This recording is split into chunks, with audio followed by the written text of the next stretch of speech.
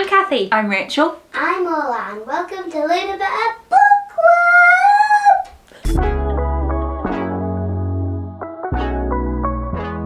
Club! Welcome to 2024. Cathy and I have been looking back at the books that we've read in 2023. Cathy has picked out her 3 favourites. I have picked out some that I enjoyed in the latter half of the year because otherwise I would just recreate our first favourites video and I didn't think that would be very entertaining. So we also have Orla with us today. She's picked out one of her favourite books and we're going to tell you about them. Yay! Yay, yay, yay, yay. So I picked 3 books. My first one, I guess I'll pick them in the order that I read them. Sure. My first one is Under Milkwood by Dylan Thomas. This is a play that was published in the 1950s and it's just like the most beautiful writing I read all year. The play takes place over 24 hours in a fictional Welsh village, fishing village on the coast, and it kind of goes from midnight to midnight and it kind of leaps in and out of all the different dreams and thoughts and memories of different people in the village who all seem quite eccentric and a little bit mad. And it was written as a radio play, so it's just like different voices speaking out. Yeah, I loved it. I don't think I understood everything in it, but it was funny and witty and it made me want to write and it's really, really clever. I loved it. And you know what's funny is that I just got myself, I borrowed a book of his poetry to read thinking, I love his writing, I want to read more of it. I read about 20 pages of this poetry. Did you not like it? I didn't understand it. I didn't understand a single poem that I read, and I really tried. And I looked at them, so I imagine it's still beautiful and sounds good, but I actually feel like I understood this, and I did not understand his poetry. Okay. It was too clever for me, I think. There's a, I haven't read Under Milkwood, but I have seen a National Theatre production stream of it. Michael Sheen did it. So I think if you, I'll see if I can get you set up at my house so we can watch it. Oh yeah, I love that. I'd love to hear you read some of this as well. I don't know if you can do a Welsh accent. I don't know if the Welsh accent's important. I don't know how important it is. I can, but I don't know how well.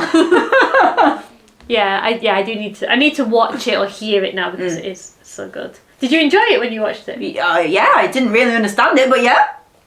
Yeah, I think that was the experience of it. It's a bit Alice in Wonderland, but for grown-ups. Mm-hmm. My first book that I'm going to talk about is a book we've talked about on the channel before, The 13th Tale by Diane Sotomayor. For the third time! For the 3rd time. This is a good book, you should read it.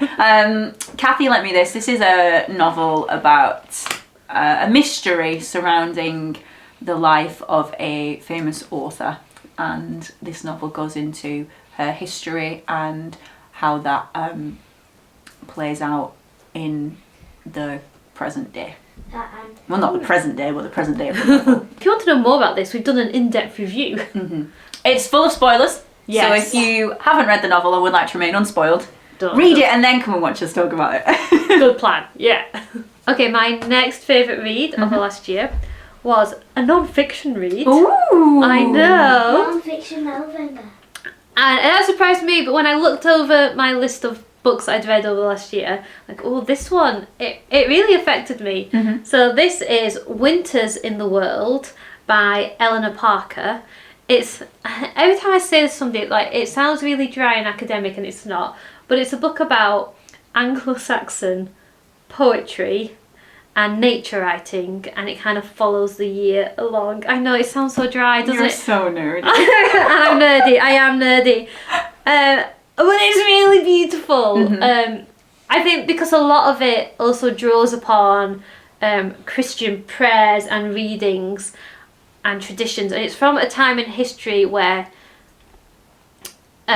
people in this country, the Anglo-Saxons, were kind of using a bit of religions they'd had in the past and intermingling it with their faith now. So they were taking some practices but like repurposing them for the Christian faith. And the author makes a really good argument of how that's been a known thing for a long time, which is when you read the Anglo-Saxon writings of people doing that, it's really intentional. It's not really like an accident, she argues, or just a cultural shift. People are really thinking, how can I take these things I've done before and repurpose them?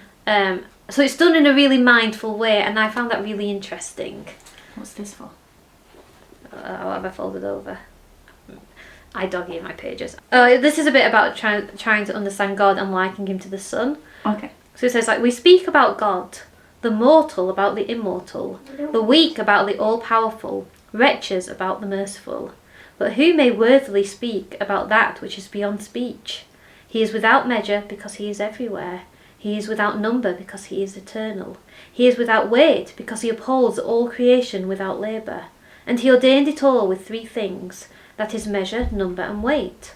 But know that no man can speak fully about God, since we cannot even search out or reckon up the creation which he made. Who may speak in words of the ornaments of the heavens or the fruitfulness of the earth? Or who may sufficiently praise the course of all the seasons, or all the other things, when we cannot even fully comprehend with our sight the physical things which we can see? Pretty good, right? Like, it's pretty good writing. But I think I enjoyed this so much because it talks about how some of it like traces back words we use today to the words Anglo-Saxon users. It talks about how they were connected to the season and how they measured time. Like, I learned, for example, the Anglo-Saxons didn't really see the world turning in 4 seasons. They saw it as 2, summer and winter, and you'd have like times of growing to fullness and then times of receding, and then another season growing to fullness. And that makes a lot of sense. So this is kind of like a mixture about being connected to our past, our environment, our language, our faith, all mixed together. So I kind of really enjoyed that. I found it like a real, I don't know, grounding book to read, and very beautiful. I don't know, like it made me very aware that I'm like this little human being in this time and place in the cosmos. Oh, I'm getting very deep. I enjoyed the book. It made me think. I found it really beautiful, and it told me stuff I didn't know before, and I kind of felt uplifted from it. Nice. So that's why it's my favourite. Your turn. Now I'm thinking, should I change one of mine to a non-fiction one? But no.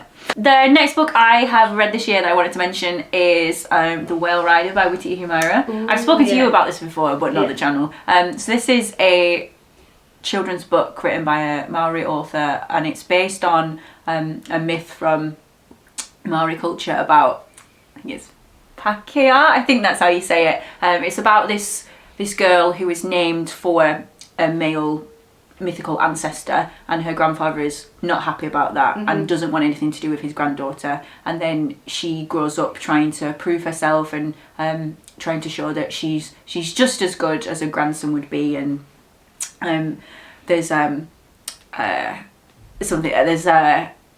historical thing about a whale rider who rode the whales, and like throughout the novel Haku is trying to emulate that, and I just thought it was a really good look at family dynamics and generational divides and things like that.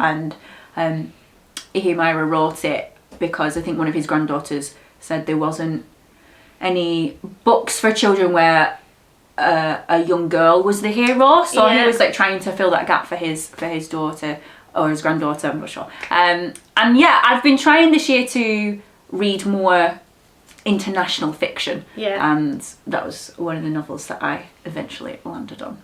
Nice. Okay, my last favourite book of 2023, and again I've put these in order of I've read rather than favourite, because I don't like choosing between books, but my last one that I've really enjoyed this year is Skeleton Key by Erin Kelly. That's a really nice cover. It's such a nice cover, isn't it? It's got a little bit of gold shine on there, it's got flowers, bones, keys. Me and Ola went to the bookshop in Colne. Oh, nice. Yeah.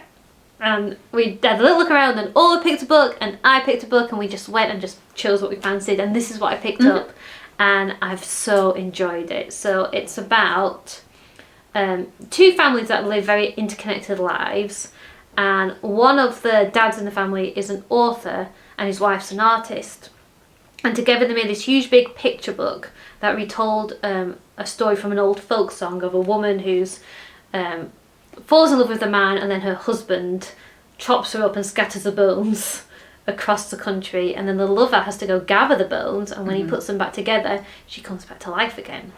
And the author made this story into a huge picture book, but he hid riddles and clues in the book, and the wife hid little golden jewellery of different bones in different places around Britain. That's cute. So people could use the picture book to do a giant treasure hunt and try and put it together. So it starts cute, but some of the treasure hunters took it way too far and began to believe that the final missing piece was actually a bone of their real life daughter. Ooh. And some people then start stalking the daughter and the family to try and get the last bone. Yeah.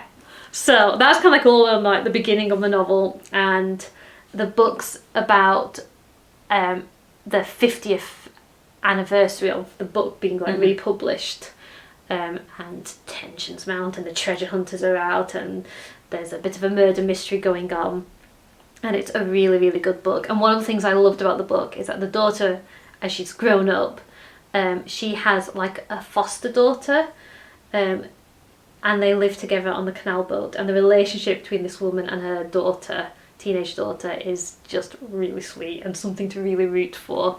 Yeah, so really, really enjoyed this book. I knew nothing about it going in, and I just kept looking up from Rob every time like I would finish a chapter, going like, I'm really enjoying my book, it's really good fun. So yeah, highly recommend. Good mystery, family drama, really lovely mother-daughter relationship in here. My last book that I want to mention is called Shades of Grey. It's by Jasper Fjorday, and it's kind of like a comedy dystopian novel, science fiction-y. And it's about a future world where people are put into a class system based on the colours that they see. And they're kind of like ruled over by the Chromocracy, that's not what it's called. It should be called the Chromatica or something. Okay. A big colourful organisation that rule with an iron fist, and they keep on getting rid of technology because it's from the time before, and they're getting rid of it. So we're focused with the main character, Eddie Russet, who is a young man who can see a very large amount of red, and he's sent into exile because he tried to challenge the rules. So he's sent to count chairs in the middle of nowhere. And in doing that, he uncovers a conspiracy or the corruption in the chromatic government. And yeah, he starts exploring that with some other people. And then at the end of the novel, it's left open because there's a second one. I think it's coming out next year. Okay. I'm not sure, but I'm excited about it. Yeah. I really liked it. It was really funny writing. It was really easy to read. Yeah, it was really good. Nice. And as an extra bonus, Orla's going to tell us what her favourite book is. Orla, what's your favourite book? Harry Potter and the Prisoner of Azkaban. Woo! Ooh, everyone knows what that is. Yeah, it's quite a famous one. But do you really like this book? I love it. You love it. There you go. Extra bonus. There we have it. Those are some of our favourite books of 2023. If you've really liked a book that you've read this year, leave it down below in the comments. We'll maybe check it out. And yeah, going forward, I'm looking forward to reading different books this year and just seeing what the library holds. We release new videos every Friday. Give us a like and a subscribe. I will see you next week. Bye. Bye. Happy New Year. Happy New Year.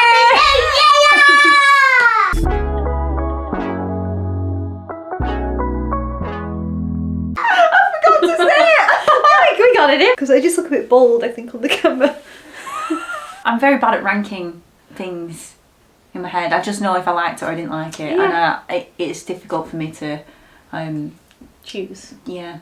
What was your favourite book, Orla? Harry. That's it. That's it. What if we just ended there? That's it.